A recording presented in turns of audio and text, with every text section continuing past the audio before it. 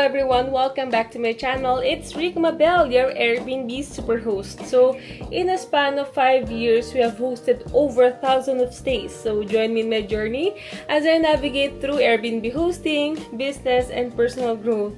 So for today's video, nandito tayo ngayon sa Villarica Beach House. So ano ba yung pinaka-ginagawa natin dito sa Villarica Beach House? So actually, for today, ayan, kami ay mag-i-install ng mga cabinets dito. So, yung mga cabinets natin dito is Design and Build by FNF Design and Build. So, share ko na din yung FNF Design and Build is ano siya, ang pinaka-focus talaga namin is Airbnb Design and Build. Ayan. So, if you guys have vacant space or you know someone who wants to turn their idle property into an Airbnb, so we are here for you. So, you can check us up at FNF Design and Build sa Facebook. And, yeah.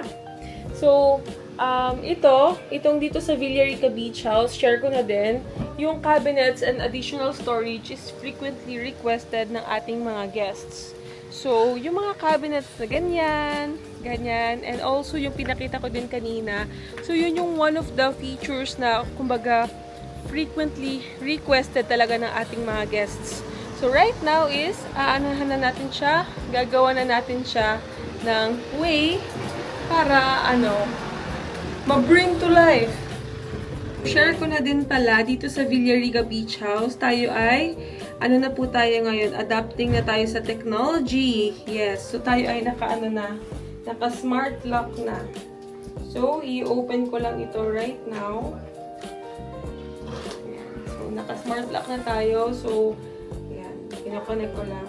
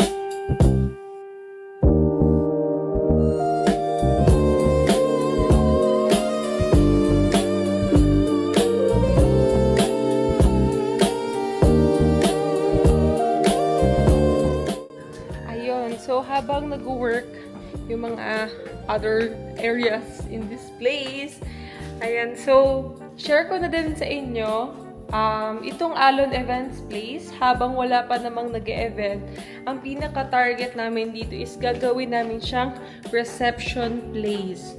So, gusto namin na, pagdating nyo dito sa Villarica Beach House, is dito kayo makakadiretso muna. Then, lalagyan din namin ito ng internet connection, ganyan, para syempre mas convenient para sa inyo. Para pagdating nyo dito, halimbawa, napaaga kayo, so, pwede kayong magstay dito sa Alon Events Place. And then, over here, ayan, so, over here, meron tayong pinaka reception table or reception booth. So, plano namin is, isi-set up din namin siya dito sa may gitna. I'm just not sure kung bakit medyo sabog-sabog pa yung mga gamit dito, but rest assured we're gonna ayusin namin itong place na to para mas maging kaaya-aya siya na tambayan dito sa Villarica Beach House. Yes.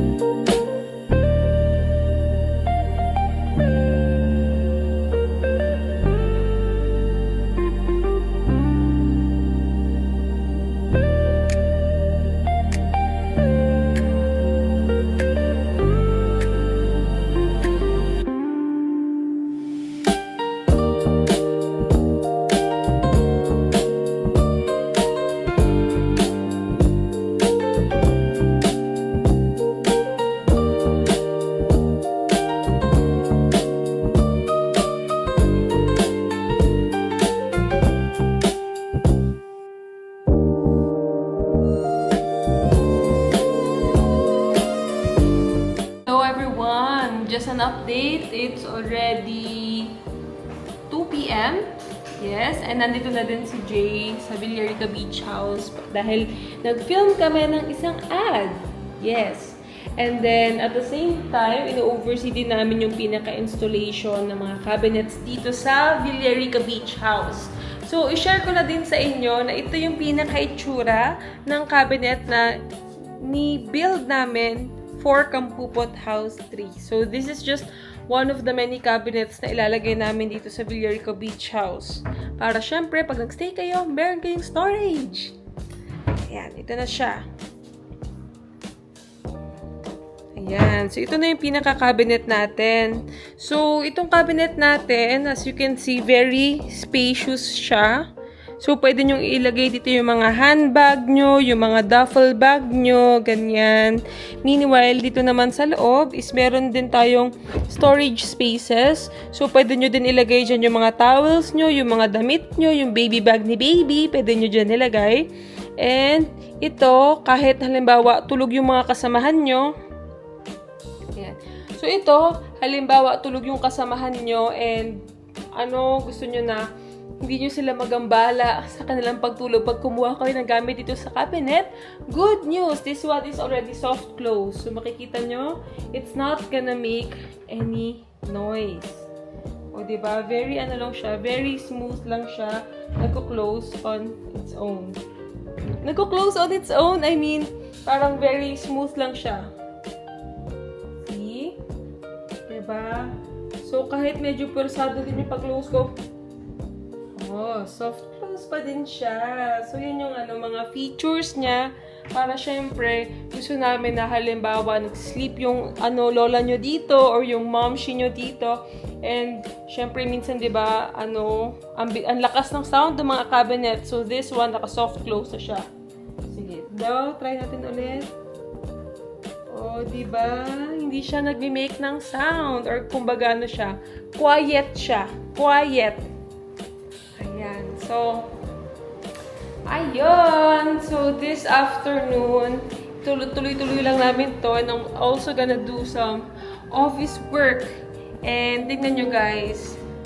Kakatapos lang ng ulan.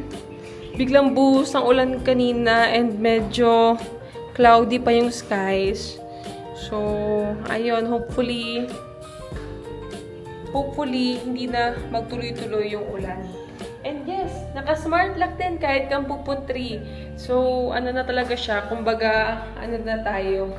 Nag-upgrade na tayo ng features ng staycation para, syempre, mas enhanced ang security dito sa loob.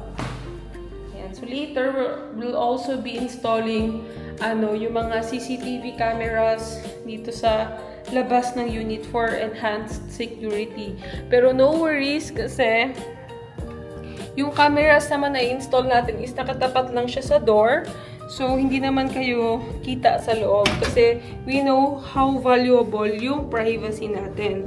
Ang amin lang is gusto namin na mas ma-enhance yung security nyo dito sa Villarica Beach House. Ayan. So, let's go! Hello! Good evening! Yung gabi sa inyo. Charot. Ayan. So, tonight, nandito tayo ngayon sa Gumamela House pa din and malapit na matapos yung aming mga katungkulan dito. Yes, so yung FNF Boys is mag-extend sila dito for a couple of days. And kami naman, we're gonna go back to Tagaytay. So we're just gonna have our dinner here. Then after that, we're gonna babalik na tayo sa Tagaytay.